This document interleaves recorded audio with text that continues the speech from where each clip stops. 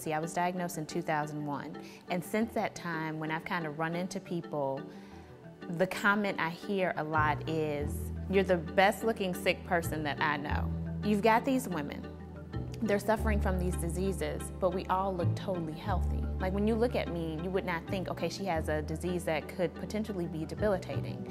So what I wanted to do was just do a documentary about African American women who are suffering from autoimmune diseases, but who have a healthy outer appearance. And just to allow them the opportunity to just express the ignorance that they face in society because of their healthy outer appearance.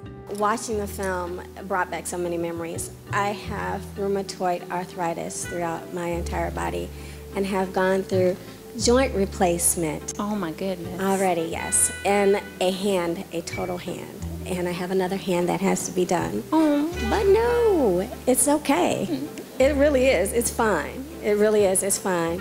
I wanted to say that watching this film brought back some tears almost, and it brought back some good times because I realized that through what I went through, I became a much better person than I was. You do. Well, I actually had Courtney on my show, my radio show, prior to the filming, a couple days prior, and she actually spoke with the listening audience, gave information about autoimmune diseases. I knew just a little bit about some of the diseases, like multiple sclerosis.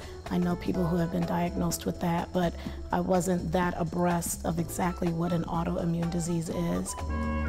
Autoimmune diseases as a group are one of the top 10 leading causes of death for women aged 65 and under. While approximately 15 million Americans suffer from autoimmune diseases, women make up 75% of all autoimmune diagnoses, and African American women comprise a significant amount of these cases. But right away after seeing the documentary, it just taught me so much more about what an autoimmune disease is, and particularly the fact that it affects so many African American women. I am an African American woman, and this disease or these diseases can affect me at any time. I absolutely enjoyed the documentary, and seeing this how I have an autoimmune disease, it was absolutely wonderful, and it's just glad to know that they're putting it out there. I went to the hospital to get a ring removed, and then my whole hand swelled. And then I think at one point they even said that they wanted to put me into a mental institute. It's very inspiring because it shows these different women who are diagnosed with these diseases, but yet they still continue with everyday life activities. They still are trying to obtain goals that they've set out for themselves. These diseases aren't holding them back. With faith, it's doable.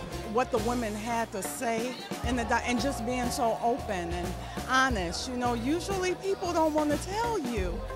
You know, they don't get that personal, so it was absolutely great. We need to educate one another about the disease.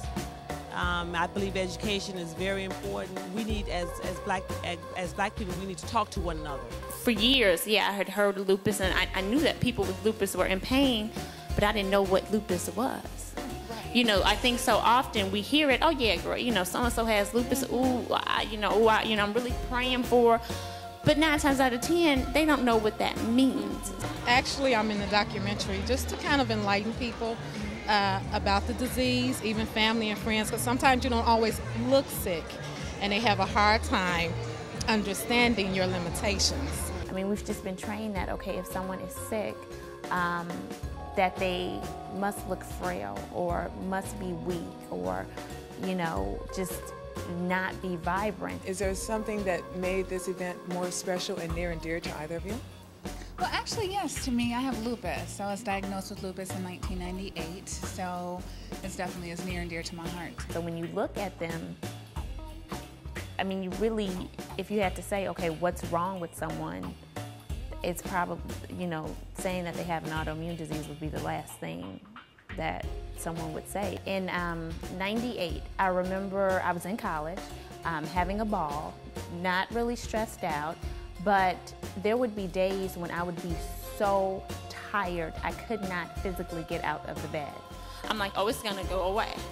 2001, when I can't talk and I can't chew my food and it's happening in front of people and I see their reaction, that's when I went and finally got help. But it should not have taken me that long. I should have, back in 98, I should have stayed on my doctor. So that's the important thing, to just stay on your doctor. I think what Courtney highlighted earlier about being in tune with your body, and when you notice something isn't exactly right, to continue to press your physician to try to get to the bottom of the problem. Because you'll know that something isn't right. We may tell you all the tests are normal, and for a while we have to watch you before you actually formally declare yourself, and we can diagnose you with a particular autoimmune disorder. And if you have any unusual complaints, come in and let's check it out. So again, thank you. I hope you truly enjoyed yourself. And the biggest thing and the best thing you can do for me is open your mouths. Start talking.